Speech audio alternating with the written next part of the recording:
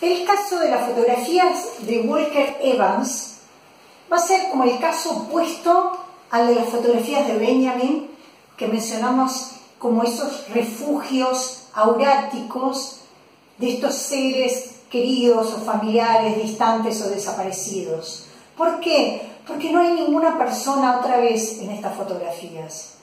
Estas fotografías en realidad son fotografías de cocinas de Alabama.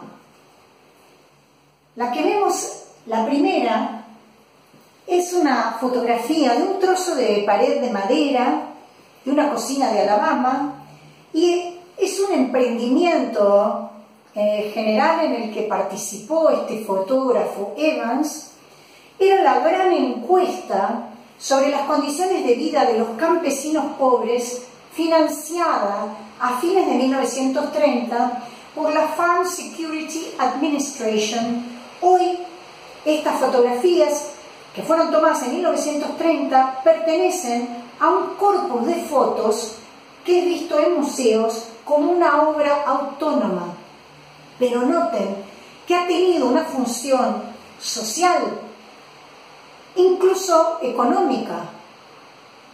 Entonces, lo que se nota en Evans es la tensión. Acuérdense que la pensatividad se instalaba en el cruce, en la tensión, en las zonas de indeterminación, y en Evans, Rancière la ve como la tensión entre arte y reportaje social.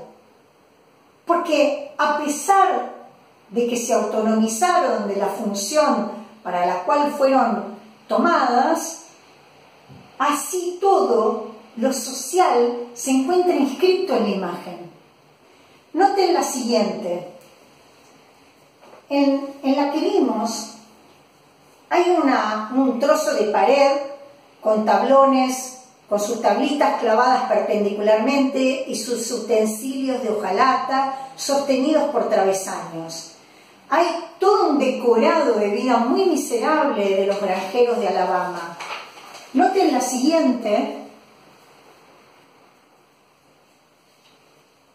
que sin haber personas, sin haber humanos retratados, sin embargo la presencia del granjero está presente, al tiempo que se encuentra sustraído de la imagen. En cuanto a Murillo, Bartolomé Esteban Murillo, Rancière lo toma, es un pintor del siglo XVII, Murillo, pero a Rancière le interesan estas pinturas de mendigos sevillanos que están conservadas en la Galería Real de Múnich. Son estas pinturas, las comenta Hegel en sus lecciones de estética, y en realidad están referidas justamente a la pintura holandesa y flamenca, ¿no? Pero lo que le interesa a Rancière de estas imágenes son justamente cierta beatitud que hay en estos mendigos, semejante a la de los dioses olímpicos. Hay en ellos como una completa despreocupación respecto de lo exterior, una libertad interior en el exterior. Justamente hay una virtud de los dioses que liga a estos mendigos. Vean la polaridad entre Dios y mendigo. De los dioses, esta virtud de no hacer nada y de no querer nada. Porque tampoco en ese hacer nada o en esa miseria que uno podría leer que los rodea, tampoco hay victimización alguna o empatía por la desgracia que están padeciendo. Hay una suprema belleza en esa indiferencia, dice Rancière. Allí está la tensión, allí está la pensatividad. La belleza olímpica, que también Hegel le había atribuido a estos mendigos, pero a la vez como cierto reposo, cierta actividad, pero detenida. Si hay una virtud en ese no querer nada, Noten la que sigue. Noten cierta placidez en ese mendigo. Rancière, a propósito de, siguiendo con el concepto de pensatividad, nos propone ahora a Abbas Kiarostami. En Abbas Kiarostami lo que vamos a ver es un cruce entre dos modos de representación. Si pueden visitar la obra Roads, Rutas, de Abbas Kiarostami, nos va a ayudar a ingresar aquello que quiere señalar Rancière. El cruce sería entre el concepto de ruta como trayecto orientado desde un punto a otro, eso sería una ruta, al tiempo que lo podemos pensar de manera inversa como un puro trazado de líneas, es decir, que no te lleven a ningún lado, de espirales abstractas sobre un territorio. Entre la ruta que te lleva de un punto A un punto B y una ruta como mero trazado de espirales, donde uno no ve el origen del trayecto y el destino final del trayecto, es que elige Rancière estas fotografías y el film Roads of Kiarostami.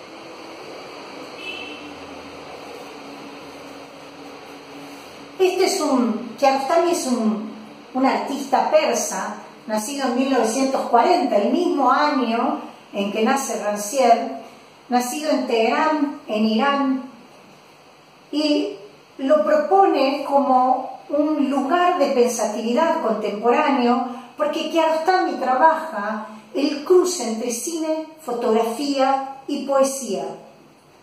Hay en su trabajo gran importancia de las rutas, también en sus películas y en las series fotográficas. Noten esta también que sigue. Noten también la ausencia de personas otra vez que hay en estas fotografías. Son pensativas justamente por la manera en que conjugan esos dos modos de representación de la ruta de la que hablábamos. Roads of Kiarostami organiza un pasaje notable entre esas dos clases de ruta, aquella que te lleva a un destino fijado y aquella que es un mero trazado a la que la cámara transforma y que esos paisajes fotografiados parecen en definitiva dibujos. Rancière dice, parecen caligrafías. Al comienzo, la cámara, van a notar que recorre las fotos del artista y en un momento el papel de la cámara se invierte y se convierte en un instrumento constante que desgarra esas superficies y luego las devuelve al paisaje. De la que habían sido abstraídos, la devuelve a ese contexto. Entonces se nota en la producción de Kiarostami la mezcla entre filme, fotografía, dibujo, caligrafía y poema, porque se va relatando y se va enunciando el poema que las acompaña. Mezclan entonces, intercambian singularidades, film, fotografía, dibujo, caligrafía, poema, pero entonces ya no es solamente literatura, no es solo la poesía que oímos al tiempo que vemos esas imágenes. No es solo literatura lo que construye esta especie de devenir pintura imaginaria o fotografía. Hay cierta metamorfosis literaria de lo banal, dice Rancière, pero lo que más le interesa es la intersección. Recuerden las zonas de intersección, que es lo que le interesa por la noción de pensatividad que propone.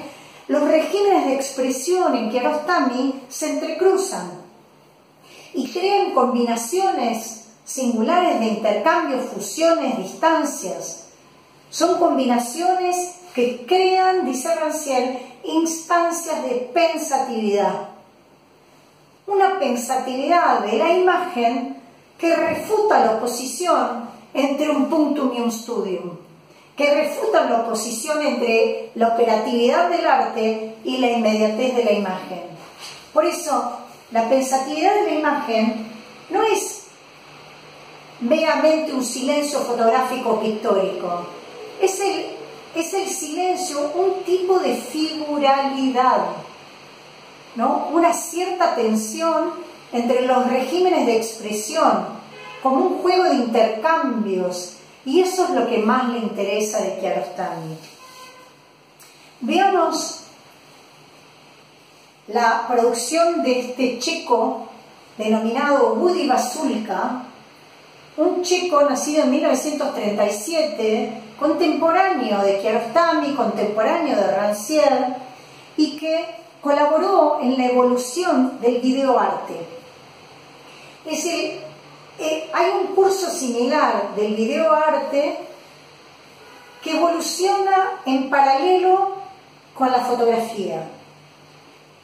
Justamente, si hubo en algún momento una polémica entre anti-arte y arte radicalmente nuevo, bueno, acá se empieza como a borronear esa frontera entre anti-arte, arte radicalmente nuevo. La imagen del video, hay un lugar de esa imagen del video en que se provoca y se instala la tensión entre diversos regímenes de expresión o regímenes de expresión. La obra se llama The Art of Memory. Es una obra de 1987 que nos permite comprender esto, que es la imagen de un artista que se concibió como escultor. Es un escultor de imágenes digitales. Es decir, manipula la imagen digital como si fuera arcilla. Esa escultura de la imagen crea, en términos de Rancière, una forma de la pensatividad. Hay en Vasulka una mezcla de dos tipos de imágenes: imágenes analógicas e imágenes metamórficas. Quiere decir que podemos volver a hablar de cruce entre imágenes analógicas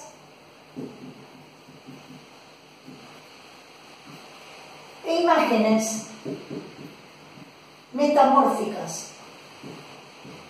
Ahora, ya no en Kiarostami, sino que ahora en Woody Vasulka.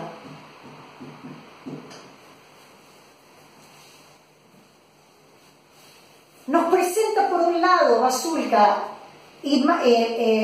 paisajes, personajes, y por el otro lado hay cierta maquinaria o cierta producción de cálculo, la llama Rancière.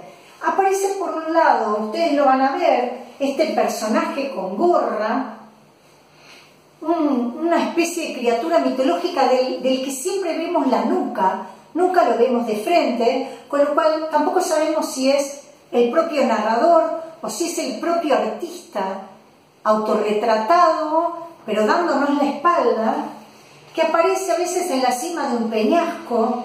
Aparece un decorado de desierto cuyos colores han sido alterados electrónicamente, pero que igual se presenta como análogo, por eso el polo analógico que menciona Rancière, análogo a un paisaje real. Por el otro aparecen, noten en este caso, esculturas blandas que por su textura son seres hechos de puras vibraciones luminosas, como si fueran olas electrónicas, dice Rancière, que sufren una doble metamorfosis.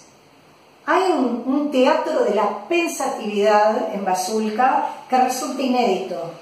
Sobre la pantalla se presentan, noten en esta otra imagen, se presentan imágenes de la memoria de un siglo. Vean que en algún punto, estas son algunas de las imágenes, ustedes pueden buscar otras, pero aparece de golpe el hongo de la bomba de Hiroshima, y de golpe aparecen episodios de la Guerra de España, de la Guerra Civil Española, pero la forma de la pantalla también sufre metamorfosis. De golpe puede aparecer como el camino de montaña por donde pasan los combatientes, de golpe puede aparecer como el cenotafio de soldados muertos. Van a ver que aparece una rotativa de imprenta de la que salen los retratos de Durruti, el anarquista español que participó en la Guerra Española. Entonces hay una forma electrónica que deviene en teatro de la memoria. Es decir, que se transforma en una máquina de transformar lo representado en representante. El soporte se transforma en sujeto, el documento se transforma en monumento. Entonces, la pensatividad de la imagen es esa separación de dos presencias. Por un lado hay formas abstractas, engendradas por el pincel electrónico que crea un espacio mental donde las imágenes y los sonidos, de golpe aparece la Alemania nazi, de golpe la Guerra de España, de golpe la explosión de Hiroshima, todas reciben la forma visual que corresponde a lo que son para nosotros, como hoy son imágenes de archivo, son objetos del saber, son objetos de la memoria, pero también tienen cierto formato onírico, pesadillesco. Hay cierta pesadilla en estas imágenes, hay un tono nostálgico incluso, y también como de obsesiones, por el desastre, por el horror. Por eso es como un espacio, en términos de Rancière, un espacio memorial cerebral. Y al alojar en ese espacio las imágenes de las guerras y de los horrores del siglo, en algún punto elimina los debates sobre lo irrepresentable, porque entonces se ha podido representar lo irrepresentable del horror de la Alemania nazi, de golpe representado, motivado por cierta desconfianza hacia el realismo de la imagen y también el problema ético de la representación, ya no estético, sino el problema ético y la prohibición de la representación de ciertas imágenes y de cómo representar las imágenes, por ejemplo, del Holocausto. Estos acontecimientos históricos del siglo XX son sometidos a formas visuales en la producción de Basulka. Esas formas en que esos sucesos se conservan también construyen una memoria colectiva. ¿Cómo conservar la memoria? ¿Con qué imágenes se seleccionan y qué tratamiento se hace a esas imágenes?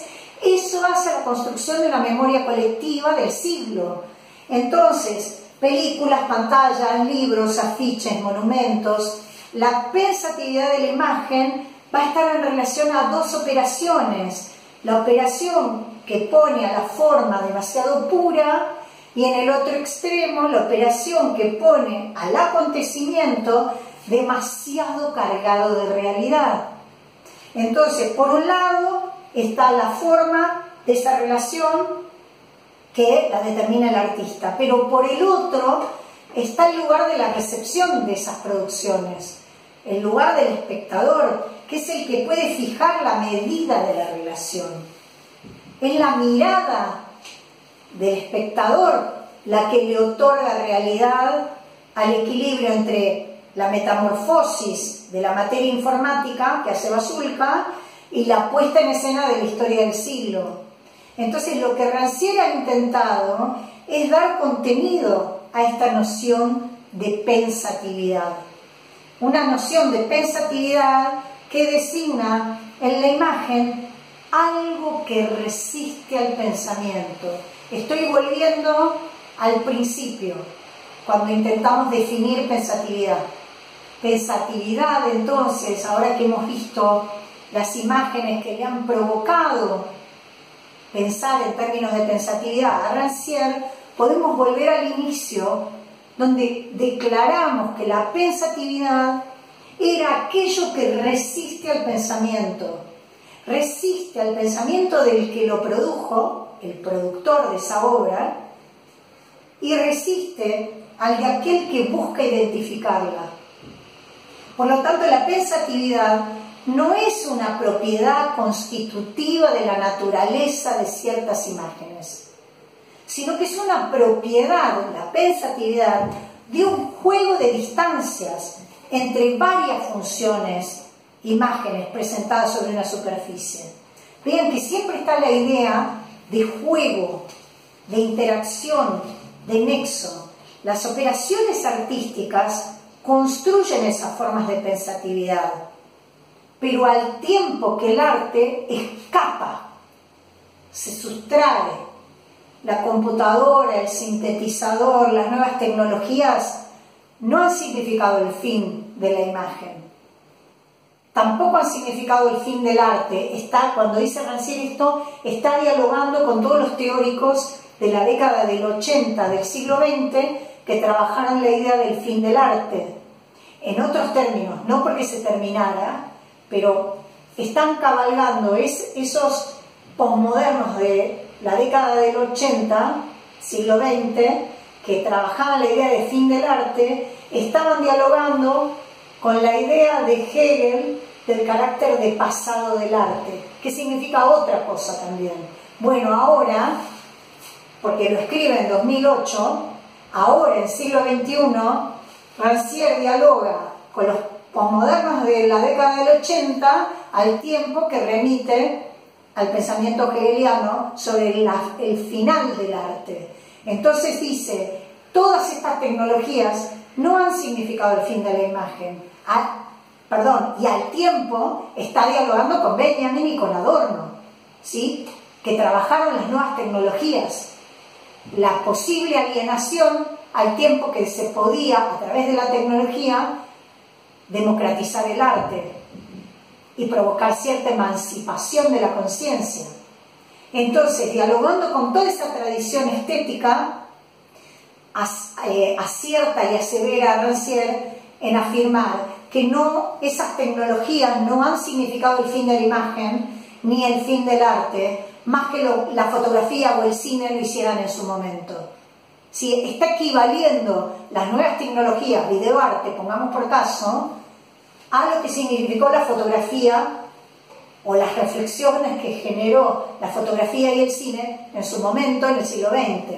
Entonces el arte, dice Rancière, siempre ha jugado con la posibilidad que cada medio podía ofrecer, ¿sí? De mezclar, por ejemplo, nuevos lenguajes con viejos lenguajes, lo vemos perfecto en Basulka, de crear nuevas figuras para despertar nuevas sensibilidades. ¿Por qué dice esto? Por lo que dijimos al comienzo, la idea de desarmar las dicotomías y las bipolaridades entre el sentir, el hacer, el actuar, el percibir.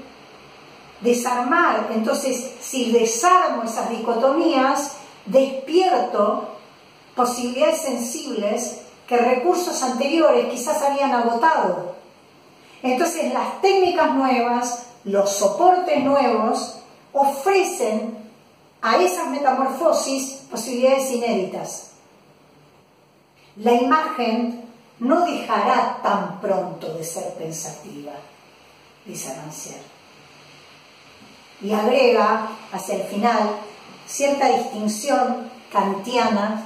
Vean que está dialogando con toda la tradición en definitiva, porque hacia el final del capítulo se remonta al siglo XVIII y se remonta a la estética kantiana expuesta en la crítica del juicio, la tercera crítica kantiana, porque repone la distancia que Kant marcaba entre la forma artística ligada a una belleza de tipo adherente, una belleza que estaría expuesta en la figura del retrato, por ejemplo, donde lo bello sigue punto por punto un original y por lo tanto es adherente porque hay cierto concepto de perfección que la lidera, que la guía, contrapuesta a lo que llama forma estética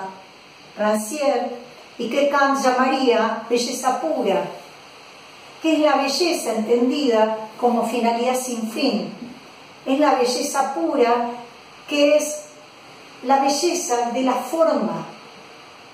forma entendida como finalidad sin fin. Es decir, que es la belleza de la forma que no está ligada a ningún concepto. Por eso no es adherente, porque no precisa de conceptos, porque es una belleza que, de los poquitos ejemplos que puede dar Kant, que se pueden apreciar en las guardas griegas o en los arabescos, donde lo que se percibe es una belleza de la forma, sin que esa forma determine nada, sin que esa forma se ajuste a ningún concepto, sino que es la belleza que da cierto orden de las partes en un todo, pero que no están referidas a ningún concepto, porque en todo caso ese principio será indeterminado e indeterminable.